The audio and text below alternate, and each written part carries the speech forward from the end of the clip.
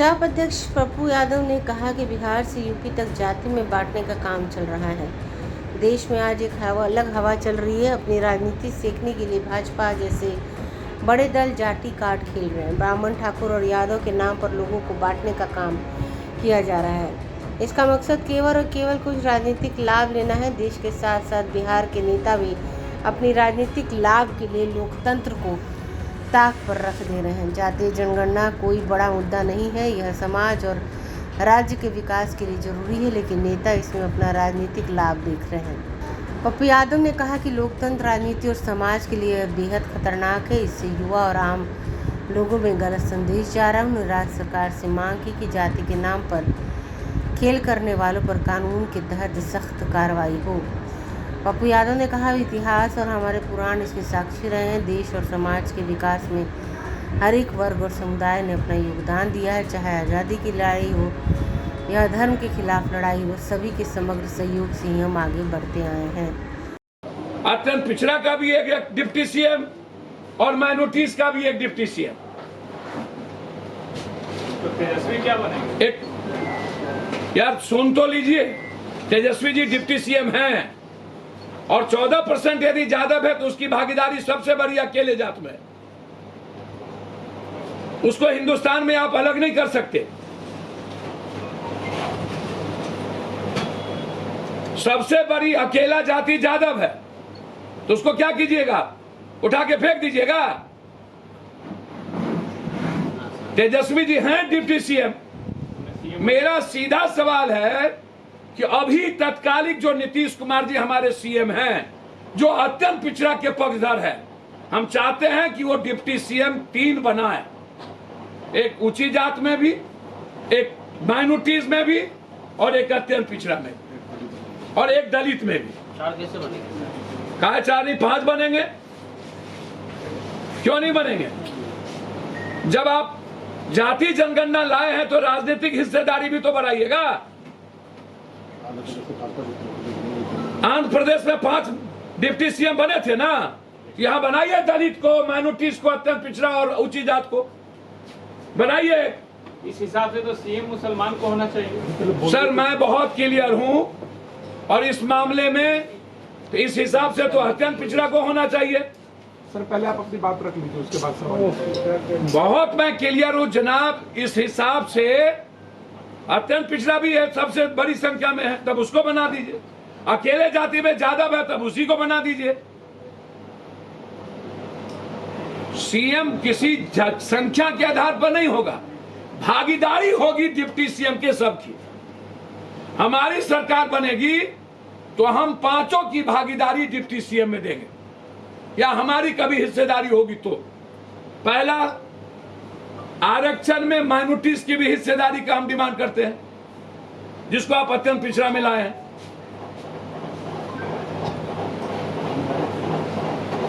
बहुत क्लियर है इस मामले में। और जाति जनगणना के आधार पर जिस तरीके से आप हमारी जाति का कम गिना गया, मेरा आग्रह है कि बीजेपी कंफ्यूजन पैदा नहीं करे। बीजेपी लगातार कंफ्यूजन पैदा कर रही है। जाति जनगणना पर अलग अलग जातियों के जो बीजेपी में जाना चाहती है उससे ध्यान दिलाकर, ये बीजेपी के कैरेक्टर का है, इसीलिए बीजेपी के कैरेक्टर दिख रहे हैं जो सही नहीं है। दूसरा जो मेरा सबसे महत्वपूर्ण सवाल है इसके बाद, हर देश में गाली गलौज की जाति के आधार पर ये, मैं किसी भी तरह के उस व्यवस्था को जो लगातार ब्राह्मणवाद, ब्राह्मण फलना चिलना, मैं ऐसे किसी भी गाली गलौज के पक्ष में नहीं हूं। मैं चाहता हूं कि लगातार बीजेपी के लोग उत्तर प्रदेश में भी, जो सबसे ज्यादा ब्राह्मण के दुश्मन रहे, वो जाति को लड़ाना चाहते हैं उत्तर प्रदेश में, जो बिल्कुल गलत है। एक घटना घटी किसी न किसी कारणवश, न ब्राह्मण का सवाल है न यादव का सवाल है, वो घटना घटी किसी मुद्दों पर, एक मर्डर हुआ, रिवेंज हो गई। इसमें ब्राह्मण जादव दूर दूर तक नहीं है। जोगी जी राजनीतिक कारणों से देश में जाति के आधार पर आग लगाना चाहते हैं, जो बिल्कुल गलत है। दूसरी तरफ बिहार के कुछ नेता लगातार अपनी दुकान और राजनीतिक चलाने के लिए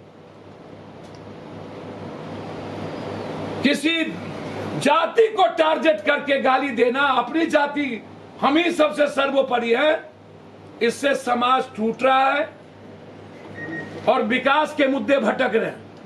बिहार में मुद्दे से अलग लगातार जाति का गाली गलौज और जाति के द्वारा दूसरे जाति का अपमान करना, यह लोकतंत्र के लिए भी, संविधान के लिए भी, कानून के लिए भी खिलाफ है। मैं चाहूंगा सीएम साहब और डिप्टी सीएम साहब से, ऐसे किसी भी व्यक्ति को सम्मान और तवज्जो नहीं मिलना चाहिए जो बिहार में जाति के गाली गलौज के आधार पर अपनी दुकान चलाते हैं। चाहे कोई हो, चाहे कोई, यह समाज में गलत संदेश जा रहा है, यूथ में गलत संदेश जा रहा है कि गाली गलौज देने वाले ही लोग स्थापित हैं, बलात्कार करने वाले लोग स्थापित हो जाते हैं, मर्डर करने वाले लोग स्थापित हो जाते हैं। मैं ऐसे चीजों का विरोधी हूं।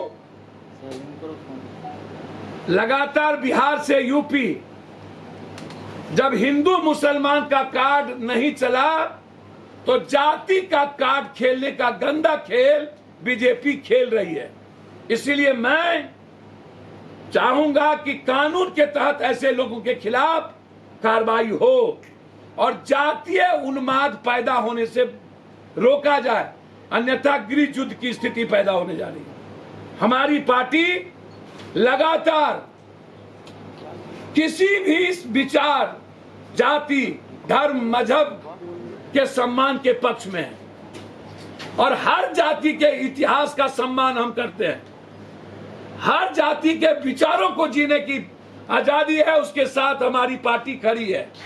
हमारी पार्टी किसी भी कीमत पर आरक्षण 67% के लिए लड़ने के हक में है और हम अलग नहीं हैं और जाति के आधार पर जो जनगणना हुआ उसमें राजनीतिक हिस्सेदारी के पक्ष में है।